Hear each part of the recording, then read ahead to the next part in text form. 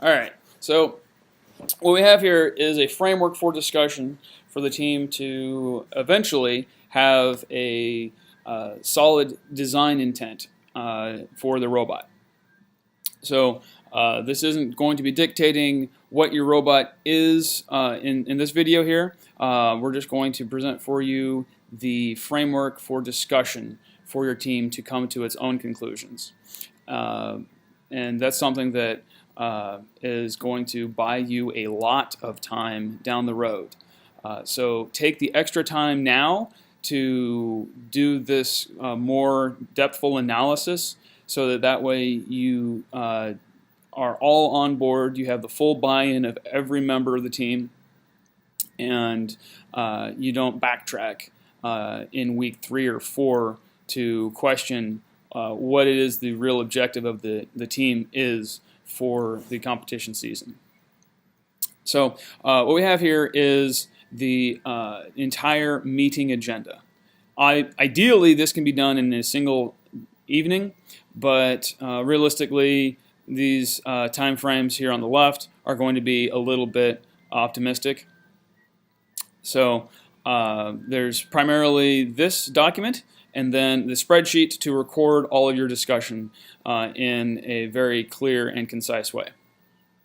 So at the beginning of your meeting, you're going to go through what this meeting schedule entails. And the reason for that is that it's very easy to dive down rabbit holes about a particular game piece or particular scoring opportunity and talk about all the implications and how you would design the mechanism and yada, yada, yada, and then move on to the next one and then go through the whole process over and over again. And so this is a framework for discussion to be able to get a more holistic view of the game before you dive down those pieces of detail. And so that's what this first 10 minutes is for, is to give everyone a bird's eye view of this itinerary so that way you can table those discussions for when it's already been scheduled in. So you'll first discuss your team's objective for the year, and then rewatch the game video. I'm sure you've already watched it once or twice. Watch it again. It's always helpful for discussion. And then we're going to analyze the game.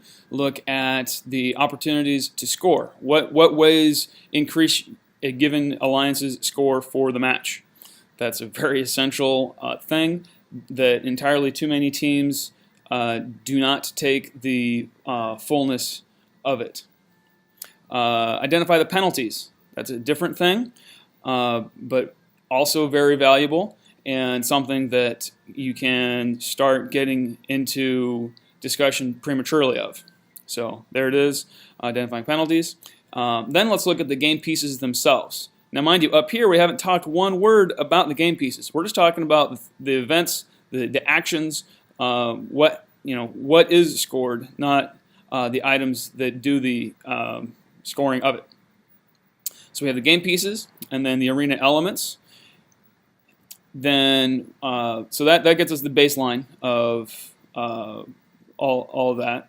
Now let's talk about real time of match. So starting, the autonomous period is a limited period of time, and your robot is placed on the field at the very beginning of that in a specific way. Let's be clear on as a team on what that is all about. Now, here's the real meat of this. This is where our team has failed in the past, is identifying action or location advantages. And this is what you're going to see the top performing robots doing well and the poor performing robots not taking advantage of things that to others might seem obvious. Next, we identify what qualities we want the robot to possess and exhibit, what functionality we want the robot to have. So you can see here we've got about an hour, actually more than an hour of discussion here, and we haven't talked about the robot we're going to build yet. We're still talking about the game. So this is where we can have a lot of fun, is starting to identify what our robot should be and do. So kind of inserted in between this section and a stepping point before you can move on to this section is identifying what broad strategies your team is going to address. So then, before you can discuss what the robot should do, you have to have that broad strategy defined. So we'll talk about the qualities and the functionalities, not how it does it, but what it will do. Not does it have a grappling arm, or does it have a ramp, or does it have this intake system, does it have 18 wheels, does it have one wheel, does it have a suction cup. That's not the purpose of this section. This section is, if it had a magic thing that did a super thing, what would that thing it does be? That's what this is about. Okay? Then we get into the robot design definitions. So we've assessed, all right, the robot is going to do a thing, and so we need a mechanism A to do that thing, or we need a mechanism B to do that other thing, or a mechanism C to do yet another thing. Or maybe you just stick with one mechanism. Maybe that's what your team decides. Whatever.